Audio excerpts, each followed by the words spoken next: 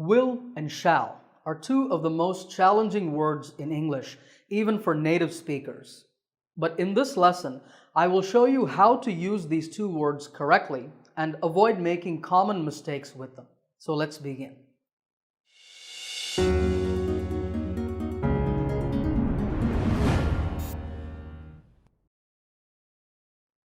Welcome back.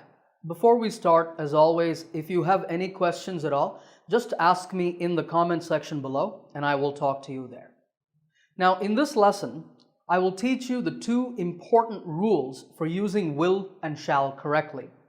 And we will discuss how to use them in questions to make requests, offers, and suggestions. There's a final quiz at the end to test your understanding. Okay, so how do you use will and shall correctly? Well, here's the short answer. In modern English, shall has become uncommon. That means most people just don't use shall. In fact, in American English, shall is very rarely used. It's mainly found in some types of questions, but we shall discuss them later in this lesson. So for now, if you are not sure about the rules, just use will. It's perfectly okay to use will in all statements, no problem. But I'm sure you're watching this video because you want to know the proper grammatical rules for will and shall. So let's talk about those now. There are two sets of rules for using will and shall. I call these the normal future and the strong future. Let's talk about the normal future first. This is when we express a plan, an expectation, or a prediction. The grammar rule says that if the subject of the sentence is I or we, then shall should be used. Here are some examples. I shall wait for you at the train station. And we shall not go to the museum if we don't have time. You see here that we're using shall because the subjects are I and we. In English, I and we are known as the first person. If the subject is the second person, you, or the third person, he, she, it, they, etc., then will should be used. Here are some examples. You will find the flash drive in the locker. The match will not take place on October 7th. Instead of the match, you can also say it will not take place.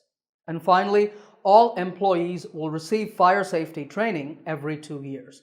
Here you can say they instead of all employees. Now these sentences on the screen are called the normal future or plain future because they're normal sentences and there's no emotion attached to them.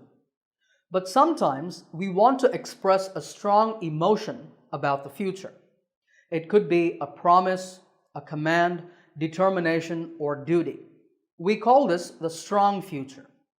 The grammar rule is that for the strong future, we reverse will and shall. So now we're going to use will with the first person, I and we, and shall with the second and third person. Take this sentence for example. I will get an A on this exam, I promise. Compare this to the previous sentence. I shall wait for you at the train station. There's no emotion there. It's just a simple future arrangement. But when I say, I will get an A on this exam, you can tell that I'm showing strong determination. So this is the strong future and we use will. Here's another example. We will not tolerate smoking inside the building. You see that this is a warning and it's a strong warning, so we use will.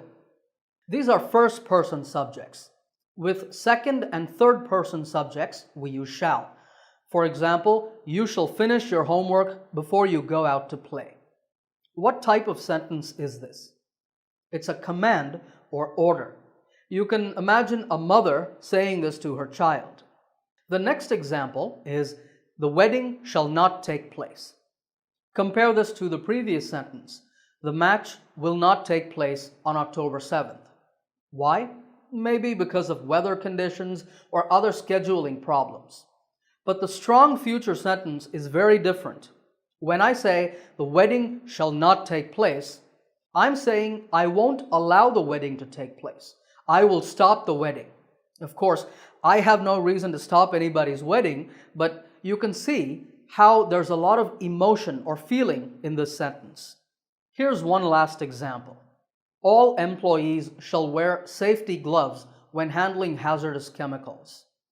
This is a rule, and it's a strict rule that must be obeyed by all employees. That's why we use shall. Now, for all pronouns, I, you, we, they, he, she, and it, you can shorten both will and shall and say I'll, you'll, we'll, etc. Will not shortens to won't. Shall not can be shortened to shan't, but that form isn't really used in modern English. Okay, let's now move on and talk about using will and shall in questions. There are three types of questions that are important for us in this lesson. Have a look at these examples. What's the difference between them? Well, the first, can you get me a glass of water, is a request. That is, I want you to do something for me. The second, can I get you a drink, is an offer. I'm offering to do something for you. And the third, why don't we have pizza tonight, is a suggestion. These are all perfectly normal sentences, but you can also make them using will and shall. The rule is that for requests, you need to use will.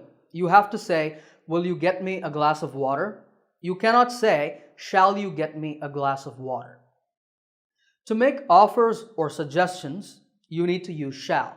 So, shall I get you a drink is correct, but will I get you a drink is wrong. In the same way, shall we have pizza tonight is correct, but will we have pizza tonight is wrong. Remember, I told you in the beginning that if you are confused between will and shall, you can just use will in statements.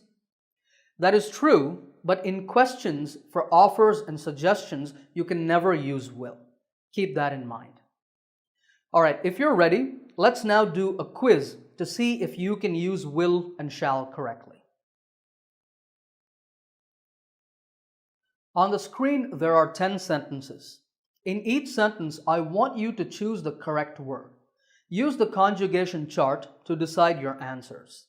Stop the video now, work out your answers, then play the video again and check.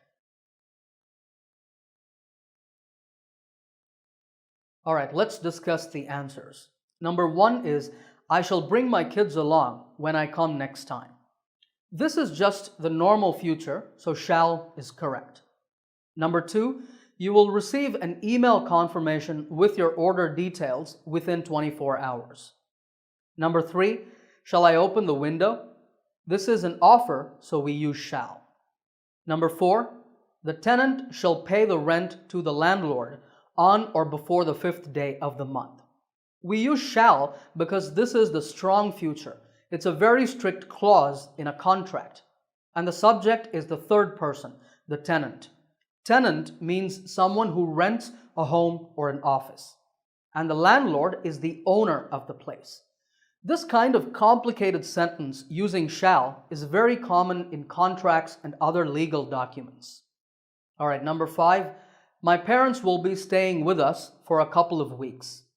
This sentence expresses a future arrangement, so it's just the regular future. Number 6, you shall not stay up after 10. Do you understand? Stay up means to stay awake. So this sounds like a parent telling his or her child to go to bed before 10 o'clock. It's a command, so it's the strong future, and we use shall for the second person, you. Number 7, will you please be quiet for a moment? This is a request, and for requests we use will. Number 8, I will never forget all the help you gave me. This is a strong emotional statement. It's a promise. For that reason, we use will with the first person, I. Number 9 is also the strong future. We will ensure that every customer walks away satisfied. It shows determination and is an expression of duty. So will is correct here. And number 10, shall we go to the movies? We use shall because it's a suggestion. All right, how many answers did you get right? Let me know in the comments section below. I'd like to say thanks to Joel Armas Matthias. There was an error in my old lesson on will and shall where I mistakenly clubbed the second person you together with the first person, and Joel very kindly pointed it out. That error has been corrected in this lesson, so thank you, Joel. Okay, click the subscribe button to get more free English lessons, and until next time, happy learning.